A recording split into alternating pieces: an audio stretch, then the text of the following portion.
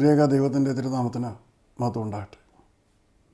കർത്താവിൽ പ്രിയ സഹോദരങ്ങളെ, ഇന്ന് ദൈവത്തിൽ വിശ്വസിക്കുകയും ദൈവകൃപയിൽ ജീവിക്കുകയും ദൈവത്തെയാണ് ആശ്രയം വെക്കുന്നതെന്ന് പറയുകയും ചെയ്യുന്ന അനേക സഹോദരങ്ങൾ പോലും ആശ്രയം വെക്കുന്നത് ഭൗതിക മേഖലകളിലാണ്.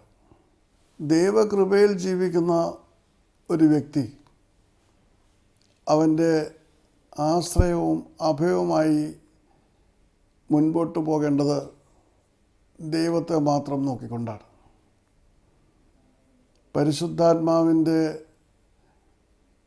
നിറവ് പ്രാപിച്ച് പരിശുദ്ധാത്മാവിനാൽ നയിക്കപ്പെടുന്നുവെന്ന് അവകാശപ്പെടുമ്പോഴും പല സഹോദരങ്ങളും ഭൗതികമായ അനേകമായ കാര്യങ്ങളിലാണ് ആശ്രയം വെക്കുന്നത് എന്നുള്ളതൊരു യാഥാർത്ഥ്യമാണ്.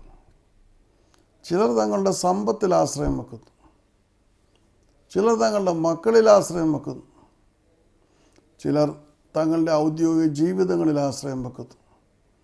അങ്ങനെ ഓരോരുത്തരും ഓരോ തലങ്ങളിൽ വിവിധങ്ങളായ കാര്യങ്ങളിലാണ് ആശ്രയം വെക്കുന്നത്.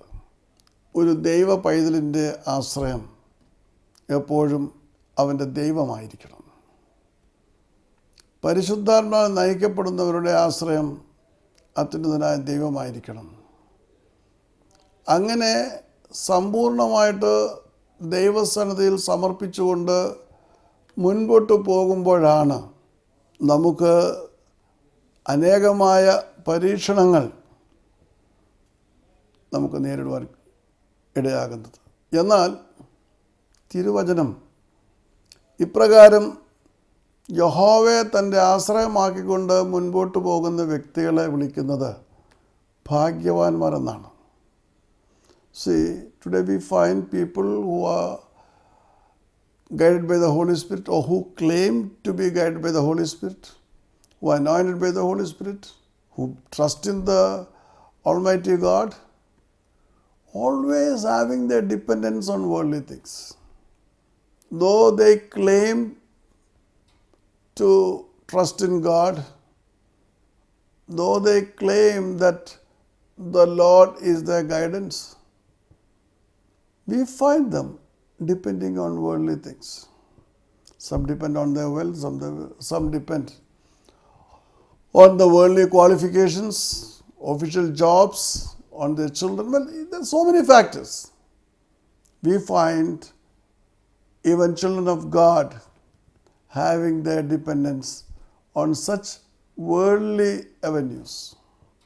And we find in the Bible that people who have their dependence on God or trust in God are called blessed. നാം തിരുവചനത്തിൽ ദൈവത്തെ ആശ്രയം വെക്കുന്നവരെ, നിഗളികളെയും വ്യാജത്തിലേക്ക് തിരിയുന്നവരെയും വെറുക്കുന്നവരെ ഭാഗ്യവാന്മാരെന്നാണ് തിരുവചനത്തിൽ വിളിക്കപ്പെടുന്നതായിട്ട് കാണുന്നത്. 40-ാം സങ്കീർത്തനം 4-ാം വാക്യത്തിൽ ഇങ്ങനെ വായിക്കുന്നു: യഹോവയെ തൻ്റെ ആശ്രയമാക്കിക്കൊള്ളുകയും നിഗളികളെയും വ്യാജത്തിലേക്ക് തിരിയുന്നവരെയും ആദരിക്കാതിരിക്കുകയും ചെയ്യുന്ന മനുഷ്യൻ ഭാഗ്യവാൻ. യഹോവയെ തൻ്റെ ആശ്രയമാക്കിക്കൊള്ളുകയും, ഈ ആശ്രയം എന്ന് പറയുന്ന വാക്ക് ഇംഗ്ലീഷിൽ പരിഭാഷപ്പെടുത്തിയിരിക്കുന്നത് ട്രസ്റ്റ് എന്നാണ്. ഈ ട്രസ്റ്റ് എന്ന് പറയുന്ന വാക്ക് പഴയ നിയമത്തിലാണ് കാണുന്നത്. പുതിയ നിയമത്തിൽ ട്രസ്റ്റ് അല്ല, വിശ്വാസം എന്നത് പുതിയ നിയമത്തിൽ പരിഭാഷപ്പെടുത്തിയിരിക്കുന്നത് ഫെയ്ത്ത് എന്നാണ്. അതിൻ്റെ എബ്രായ മൂലഭാഷയിൽ മിപ്താഖ് എന്ന വാക്കാണ് ഉപയോഗിച്ചിരിക്കുന്നത്. മിക്താഖ് എന്ന വാക്കിൻ്റെ അർത്ഥം വിശ്വസിക്കുക. അതിന് ട്രസ്റ്റ് എന്നും റെഫ്യൂജ് എന്നും അർത്ഥമുണ്ട്. അതായത് വിശ്വാസമെന്നും അഭയമെന്നും അർത്ഥമുണ്ട്. എബ്രായ പദങ്ങൾക്ക് നാനാ അർത്ഥങ്ങളാണ്. അപ്പോൾ ഇവിടെ ഭാഗ്യവാനെന്ന് വിവക്ഷിക്കപ്പെടുന്ന വ്യക്തി, അതിനുള്ള കാരണം യഹോവയെ തൻ്റെ ആശ്രയമാക്കിയെന്ന് പറയുമ്പോൾ യഹോവയിൽ സമ്പൂർണ്ണമായിട്ട് വിശ്വസിക്കുകയും യഹോവയെ തൻ്റെ അഭയമാക്കുകയും ചെയ്യുന്നവൻ ഭാഗ്യവാനാണ്. എന്താണ് ഈ ഭാഗ്യവാൻ? ഇംഗ്ലീഷിൽ ബ്ലസ്സഡ് എന്നാണ് അത് വിശേഷിപ്പിച്ചിരിക്കുന്നത്. So here we find the psalmist saying, "Blessed is the man that maketh the Lord his trust, and respecteth not the proud, nor such as that turn aside to lies." We find two things. Blessed is the man who that maketh the Lord his trust. That maketh Lord his trust. That means the one who is completely trusting in God, putting his trust completely in God, is called blessed. He is blessed. And one more prerequisite is there to be blessed. He does not respect the proud, and he will not turn to lies. Pride is something which completely shatters our spiritual life. God hated the proud, and he hated lies, because there is no truth. God is truth. രണ്ട് പ്രധാന കാരണങ്ങൾ കൂടി അവിടെ ഉൾപ്പെടുത്തിയിട്ടുണ്ട്.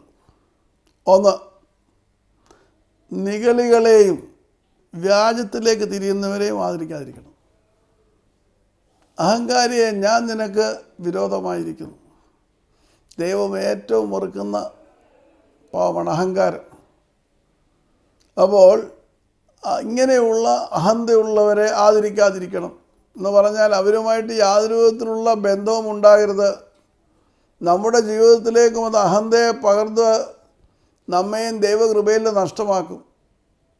മാത്രമല്ല, വ്യാജത്തിലേക്ക് തിരിയുന്നവർ, വ്യാജത്തിലേക്ക് തിരിയുമെന്ന് പറയുമ്പോൾ അന്യായമായും വ്യാജമായും ഒക്കെ പ്രവർത്തിക്കുന്നവർ, കള്ളക്കടത്തുകാരാകാം, അന്യായം പ്രവർത്തിക്കുന്നവരാകാം, അതിക്രമം പ്രവർത്തിക്കുന്നവരാകാം. അങ്ങനെയുള്ളവരെ യാതൊരു രീതിയിലും ആദരിക്കുവാൻ കൂട്ടാക്കാത്തവർ, അവനെ ഭാഗ്യവാനെന്നാണ് വിളിക്കുന്നത്. പക്ഷേ പലപ്പോഴും ഇങ്ങനെയുള്ളവരെയാണ് ഇന്ന് ലോകം ബഹുമാനിക്കുന്നത്. അഹങ്കരിക്കണമെങ്കിൽ അഹങ്കാരത്തിന് ധനം കാരണമാകാം, സ്ഥാനമാനങ്ങൾ കാരണമാകാം, മറ്റ് പല ഉപാധികൾ കാരണമാകാം. അപ്പോൾ ഇങ്ങനെയുള്ള ഔന്നത്യങ്ങളിരിക്കുന്ന വ്യക്തികളെ, അഹങ്കാരത്തിൻ്റേതായിട്ടുള്ള ഔന്നത്യത്തിലിരിക്കുന്നവരെ ആദരിക്കാതിരിക്കുന്നവൻ അനുഗ്രഹിക്കപ്പെട്ടവനാണ്. വ്യാജത്തിലേക്ക് തിരിയാതിരിക്കുന്നവനെ ആദരിക്കാതിരിക്കുന്നവൻ അനുഗ്രഹിക്കപ്പെട്ടവനാണ്. വ്യാജത്തിലേക്ക് തിരിയെന്ന് പറഞ്ഞാൽ നേരായ മാർഗത്തിലൂടെ അല്ലാതെ ജീവിക്കുന്നവരെ യാതൊരു രീതിയിലും ആദരിക്കാത്തവനാണ് ഭാഗ്യവാൻ, അല്ലെങ്കിൽ അനുഗ്രഹിക്കപ്പെട്ടവൻ. അന്യായത്തിൻ്റെയും അതിക്രമത്തിൻ്റെയും പാതയിൽ അങ്ങനെ മുൻപോട്ട് പോയി അവർക്ക് ധനമുണ്ടാകാം, സമ്പാദ്യമുണ്ടാകാം, സ്ഥാനമുണ്ടാകാം, പക്ഷേ മുഴുവൻ വ്യാജമാണ്. അതറിയാം. അങ്ങനെ അറിയുമ്പോൾ ഇങ്ങനെ വ്യാജത്തിലൂടെ മുൻപോട്ട് പോകുന്ന വ്യക്തികളെ ആദരിക്കാതിരിക്കുക എന്ന് പറഞ്ഞാൽ അവരുമായിട്ട് യാതൊരു ബന്ധവുമില്ലാതെ യഹോവയെ മാത്രം ആശ്രയമാക്കുക. പലപ്പോഴും മനുഷ്യൻ ഇങ്ങനെയുള്ളവരെ ആശ്രയിക്കാറുണ്ട്. അഹങ്കരിക്കുന്നവർ എന്ന് പറയുമ്പോൾ അവർക്ക് സ്ഥാനമാനങ്ങളും മറ്റെല്ലാ കാര്യമുണ്ട്. അങ്ങനെയുള്ളവരെ ആശ്രയിക്കാറുണ്ട്. വ്യാജത്തിലൂടെ സ്ഥാനമാനങ്ങളും ധനവും ഒക്കെ സമ്പാദിക്കുന്നവരെ ആചരിക്കാറുണ്ട്. എന്നാൽ ഇങ്ങനെയുള്ളവരെ ആശ്രയിക്കാതെ, ഇവരെ ആശ്രയിക്കാതെ സർവശക്തനായ ദൈവത്തെ മാത്രം ആശ്രയിക്കുക, അവനിൽ മാത്രം അഭയം തേടുക, അങ്ങനെയുള്ള മനുഷ്യരാണ് അനുഗ്രഹിക്കപ്പെട്ടവനെന്ന് സങ്കീർത്തനക്കാരൻ പറയുന്നത്. So we find that people who do not respect anybody who is proud is blessed. That's what the psalmist says. Anyone whose refuge is the Almighty God should not respect the proud. When proud creeps into a person, it must be due to some worldly factors. So, we find the psalmist saying, You see, blessed is the man who is completely making God his refuge. The word blessed appears 205 times in the Bible. Always the source of our blessing is manifested in whom we depend. What exactly is our foundation? Whom exactly we trust? This is very important. So, in our difficult situations, if you are going to depend on the proud, that's what it says. If you say that you should not respect the proud, those who do not respect the proud, it means that. So, there is no dependence on the proud, and they are not going to depend on the people who are wicked. Well, that is very important. He is called blessed. 20-ാം അധ്യായത്തിൻ്റെ 7-ാം വാക്യത്തിൽ നമുക്ക് കാണുവാൻ കഴിയും, ചിലർ രഥങ്ങളിലും കുതിരകളിലും ആശ്രയിക്കുന്നു, ഞങ്ങളോ ഞങ്ങളുടെ ദൈവമായ യഹോവയുടെ നാമത്തെ കീർത്തിക്കും. Certain people, they depend on their chariots and horses, but we will always take refuge and we would praise the name of our God. രഥങ്ങളും കുതിരകളും ഭൗതിക ജീവിതത്തിൻ്റേതായിട്ടുള്ള പ്രതീകങ്ങളായിട്ടാണ് പ്രാചീന കാലത്ത് കണക്കാക്കപ്പെട്ടിരുന്നത്. ഒരു സൈന്യത്തിൻ്റെ ബലം നിർണയിക്കപ്പെടുന്നത് ആ സൈന്യത്തിലുള്ള രഥങ്ങളിൽ അല്ലെങ്കിൽ കുതിരകളിൽ ആണ് എന്നുള്ളത് പ്രാചീന സാമ്രാജ്യങ്ങളുടെ ഒരു തത്വമായിരുന്നു. ഒരു രാജ്യത്തിന് ഇത്ര രഥങ്ങളുണ്ട്, ഒരു രാജ്യത്തിന് ഇത്ര കുതിരകളുണ്ട് തങ്ങളുടെ സൈന്യത്തിലെന്ന് പറയുമ്പോൾ അതവരുടെ ശക്തിയെ വിളംബരം ചെയ്യുന്നതാണ്. സങ്കീർത്തനക്കാരൻ പറയുകയാണ്, ചില രഥങ്ങളിലും കുതിരകളിലും ആശ്രയിക്കുന്നു. അതായത് ഈ ഭൂമിയിൽ തങ്ങളുടേതായിട്ടുള്ള സുരക്ഷയ്ക്ക് വേണ്ടിയിട്ട്, തങ്ങളുടേതായിട്ടുള്ള നിലനിൽപ്പിന് വേണ്ടി, തങ്ങളുടേതായിട്ടുള്ള മുൻപോട്ടുള്ള ഗമനത്തെ സുസ്ഥിരമാക്കുവാൻ വേണ്ടി ചിലർ ആശ്രയിക്കുന്നത് രഥങ്ങളിലാണ്. എന്ന് പറഞ്ഞാൽ അവരുടെ ശക്തി അവർ രഥങ്ങളിലാണ് കേന്ദ്രീകരിക്കുന്നത്. കുതിരകൾ, അപ്പോൾ അവരുടെ സൈന്യങ്ങളിൽ ആവോളം രഥങ്ങളുണ്ട്, കുതിരകളുണ്ട്. പക്ഷേ ഞങ്ങൾക്ക് കുതിരകളില്ല, രഥങ്ങളില്ല. പക്ഷേ ഞങ്ങളോ ഞങ്ങളുടെ ദൈവമായ യഹോവയുടെ നാമത്തെ കീർത്തിക്കും. നമ്മുടെ കുതിരകൾ, ദൈവജനത്തിൻ്റെ കുതിരകളും രഥങ്ങളും ദൈവത്തിൻ്റേതായിട്ടുള്ള സ്തുതികളാണ്, ദൈവത്തിൻ്റേതായിട്ടുള്ള പുകഴ്ചയാണ്, ദൈവത്തിൻ്റെ മഹത്വമാണ്, ദൈവത്തിനുള്ള സ്തോത്രയാഗങ്ങളാണ്. ഒരു ദൈവപൈതലിൻ്റെ അവസ്ഥ അതാണ്. പക്ഷെ നാം പലപ്പോഴും ഈ ലോകത്തിൻ്റേതായ കുതിരകളിലും രഥങ്ങളിലുമൊക്കെ പ്രശംസിക്കുന്നവരാണ്. നമ്മുടേതായിട്ടുള്ള സമ്പത്ത്, നമ്മുടെ മിടുക്ക്, നമ്മുടെ മക്കളുടെ മിടുക്ക്, നമ്മളുടെ സ്ഥാനമാനങ്ങൾ, നമ്മളുടേതായിട്ടുള്ള കുടുംബത്തിൻ്റേതായിട്ടുള്ള പാരമ്പര്യം എന്ന് വേണ്ട, ഭൗതികമായിട്ട് ഒരുപാട് രഥങ്ങളും കുതിരകളും നമ്മുടെ ജീവിതത്തിലുണ്ട്.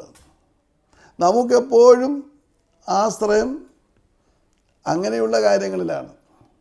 വിദ്യാഭ്യാസ യോഗ്യതകൾ, ഔദ്യോഗിക സ്ഥാനമാനങ്ങൾ, അതേ സമൂഹത്തിലുള്ള മാന്യത, ഇങ്ങനെയോ അനേക രഥങ്ങളും കുതിരകളും ഒക്കെയാണ് നമുക്കുള്ളത്. അവയാണ് നമ്മൾ ആശ്രയിക്കുന്നത്. എന്നാൽ ഒരു ഭക്തന് ദൈവത്തിൽ മാത്രം വിശ്വസിച്ചുകൊണ്ട് ദൈവകൃപയിൽ മുന്നേറുന്ന ഒരു ഭക്തന് അവൻ്റെ ആശ്രയം അത് ദൈവമാണ്. അവന് മറ്റൊന്നിനെക്കുറിച്ചും കീർത്തിക്കുവാൻ സാധ്യമല്ല. അവൻ്റെ കുതിരകളെക്കുറിച്ചോ രഥങ്ങളെക്കുറിച്ചോ അല്ല. അവൻ കീർത്തിക്കുന്നത് യഹോവയുടെ നാമത്തെയാണ്. ദൈവം അവന് ചെയ്ത ഉപകാരങ്ങളാണ് അവൻ വർണ്ണിക്കുന്നത്. ദൈവത്തിൻ്റെ മഹത്വമാണ് അവൻ്റെ വായുകളിലുള്ളത്. അതുകൊണ്ടാണല്ലോ സങ്കീർത്തനക്കാരൻ പറയുന്നത്, ഞാൻ യഹോവയെ എല്ലാ കാലത്തും വാഴ്ത്തും, അവൻ്റെ സ്തുതി എപ്പോഴും എൻ്റെ നാവിന്മേലുണ്ട്. ദൈവത്തെ മാത്രം ആശ്രയിക്കുകയും ദൈവത്തിൻ്റെ വഴിയിൽ പോവുകയും ചെയ്യുന്ന ഒരു മനുഷ്യൻ്റെ അവസ്ഥയാണ്. ഭൗതികമായിട്ടുള്ള എല്ലാവിധമായ അനുഗ്രഹങ്ങൾക്കായിട്ടും അപ്രകാരം ഭൗതികമായിട്ടുള്ള നിലനിൽപ്പിനായിട്ടും വിജയങ്ങൾക്കായിട്ടും രഥങ്ങളെയും കുതിരകളെയും, അതായത് ഭൗതികമായ സോഴ്സസിനെ ആശ്രയിക്കുന്നവർ അവസ്ഥ 8-ാം വാക്യത്തിൽ സങ്കീർത്തനക്കാരൻ പറയുന്നുണ്ട്, അവർ കുനിഞ്ഞ് വീണുപോയി, എന്നാൽ ഞങ്ങൾ എഴുന്നേറ്റ് നിവർന്നു നിൽക്കുന്നു. ഇപ്രകാരം കുതിരകളിലും രഥങ്ങളിലും ആശ്രയിച്ചുകൊണ്ട് മുൻപോട്ട് പോയവർ കുനിഞ്ഞു വീണുപോയി, ഇന്നവർ നിലംപരിചായി, മുൻപോട്ട് പോകുവാൻ കഴിയാതെ അവർ നിശ്ചലമായി പോയിരിക്കുന്നു. എന്നാൽ ഞങ്ങളോ എഴുന്നേറ്റ് നിവർന്നു നിൽക്കുന്നു. രഥങ്ങളിലും കുതിരകളിലും ആശ്രയിക്കുന്നവർ വീണു പോകുമ്പോൾ സർവശക്തനായ ദൈവത്തിൽ മാത്രം ആശ്രയിച്ച് അവൻ്റെ നാമത്തെ കീർത്തിക്കുന്നവർ എഴുന്നേറ്റ് നിൽക്കുകയാണ്. യിരെമ്യാ പ്രവചനം 17-ാം അധ്യായം 7-ാം വാക്യത്തിൽ നാം വായിക്കുന്നുണ്ട്, യഹോവയിൽ ആശ്രയിക്കുകയും യഹോവ തന്നെ പ്രത്യാശയായിരിക്കുകയും ചെയ്യുന്ന മനുഷ്യൻ ഭാഗ്യവാൻ. This is what we see. Some depend on their horses and chariots, but we would always praise our Almighty God. What are the horses and chariots in our lives? Things which we depend on, things we feel are of paramount importance in our lives, things we depend on more than God. It may be our wealth, it may be our education, it may be our job, it may be our social status, whatever be. They are all our horses and chariots. But here the psalmist says, we have nothing but to praise our God. And those who depend on horses and chariots, they fall down. But we will stand up. We who depend on God and who praise God, we will stand up. That's very important. അതെ, യഹോവയിൽ ആശ്രയിക്കുന്നവൻ, യഹോവ തന്നെ പ്രത്യാശയായിരിക്കുകയും ചെയ്യുന്നവൻ ഭാഗ്യവാൻ എന്നാണ് യിരെമ്യാ പ്രവചനം 17-7 പറയുന്നത്. അപ്പോൾ യഹോവ തന്നെ അഭയസ്ഥാനമായിരിക്കണം, യഹോവ തന്നെ ആശ്രയമായിരിക്കണം, യഹോവ നിൻ്റെ ജീവിതത്തിൻ്റെ വിശ്വാസമായിരിക്കണം. അപ്പോഴാണ് യഹോവ നിൻ്റെ പ്രത്യാശയായിട്ട് മാറുന്നത്. ജീവിതത്തിൽ നീ നേടിയെടുത്ത സൗഭാഗ്യങ്ങളല്ല നിൻ്റെ ആശ്രയം, പിന്നെയോ ദൈവത്തിലുള്ള അമിതമായ ബലമാണ്, അമിതമായ ആശ്രയമാണ്. പലപ്പോഴും ആത്മീയത്തിൻ്റെ മുഖം മൂടി ചൂടിക്കൊണ്ട് നീ ഭൗതികമായ സ്ഥാനമാനങ്ങളിലും സമ്പത്തിലും ആശ്രയം വെച്ചുകൊണ്ടാണ് മുൻപോട്ട് പോകുന്നതെങ്കിൽ ദൈവത്തിന് നിന്നെ യാതൊരു രീതിയിലും രക്ഷിക്കുവാൻ കഴിയുകയില്ല.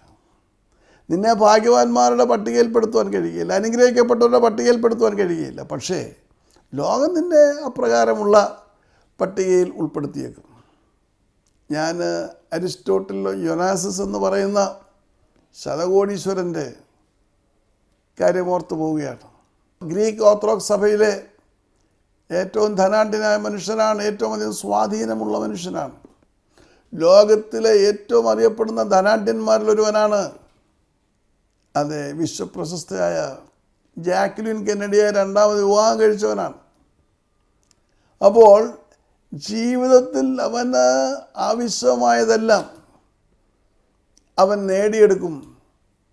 അവൻ കുതിരകളിലും രഥങ്ങളിലുമാണ് ആശ്രയിക്കുന്നത്. ലോകത്തിൻ്റെ ഭൗതികമായ പ്രശസ്തിക്കും പ്രശംസയ്ക്കുമായിട്ട് എന്ത് വേണമെങ്കിലും നേടിയെടുക്കുവാൻ തക്കവണ്ണം അവൻ ലോകത്തിൻ്റെ കുതിരകളിലും രഥങ്ങളിലുമാണ് ആശ്രയിച്ചത്.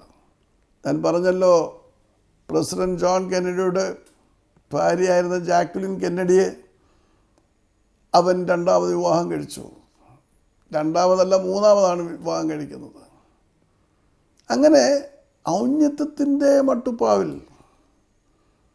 എന്തും നേടിയെടുക്കുവാൻ തക്കവണ്ണം ഭൗതികമായ കുതിരകളിലും അതോടൊപ്പം രഥങ്ങളിലും ആശ്രയിച്ച് മുൻപോട്ട് പോയ മനുഷ്യനാണ് അരിസ്റ്റോട്ടിൽ ഒനാസിസ്.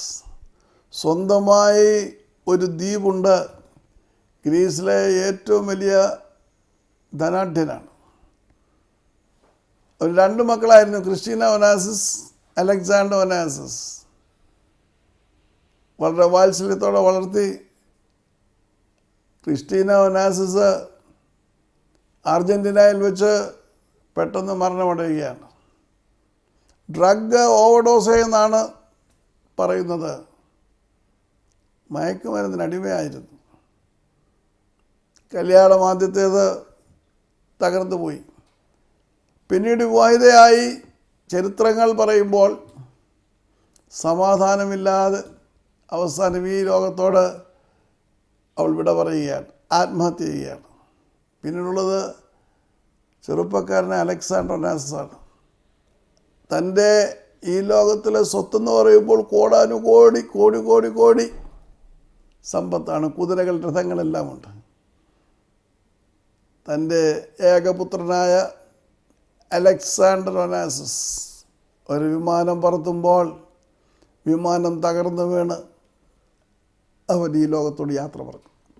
തൻ്റെ ജീവിതത്തിൻ്റെ പ്രതീക്ഷകളായ കുതിരകളും രഥങ്ങളും ഒന്നും ഒനാസിസിനെ ആശ്വസിപ്പിക്കുവാൻ വന്നില്ല. അലക്സാണ്ടർ ഒനാസിസിൻ്റെ ശവകുടീരത്തിന് മുകളിൽ കിടന്ന് അർദ്ധരാത്രികളിൽ അരിസ്റ്റോട്ടിൽ ഒനാസിസ് പൊട്ടിക്കരയുമായിരുന്നു.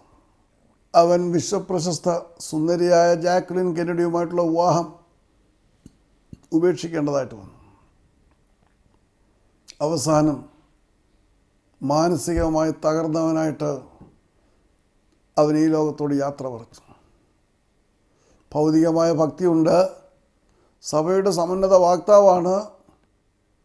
പക്ഷേ ലോകത്തിൻ്റെ പ്രൗഢിയും ലോകത്തിൻ്റേതായിട്ടുള്ള എല്ലാവിധമായ ദുഷ്ടമാർഗങ്ങളും തന്നെ ഞാൻ പറയും. അത് വ്യാജമാർഗങ്ങളെയും അവലംബമാക്കിക്കൊണ്ട് ലോകത്തിൻ്റെ കുതിരകളെയും രഥങ്ങളെയും ആശ്രയിച്ചുകൊണ്ട് മുൻപോട്ട് വരും മനുഷ്യൻ്റെ അതിദയനീയമായ പതനമാണ് ഞാൻ പറഞ്ഞത്. അതുകൊണ്ട് നമ്മുടെ ആത്മീയ യാത്രയിൽ നമ്മുടെ ആശ്രയം ആരാണെന്ന് നാം പരിശോധിക്കണം. നമ്മുടെ അഭയം ആരാണ്?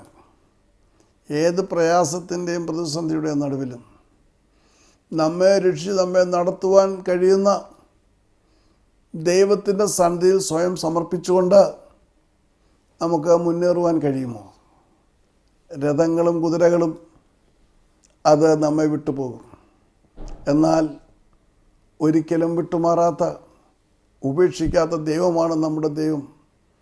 ആ ദൈവത്തെ ആശ്രയം വെച്ചുകൊണ്ട് നമുക്ക് മുൻപോട്ട് പോകാം. ദൈവം നമ്മെ അനുഗ്രഹിക്കട്ടെ. നമുക്ക് പ്രാർത്ഥിക്കാം.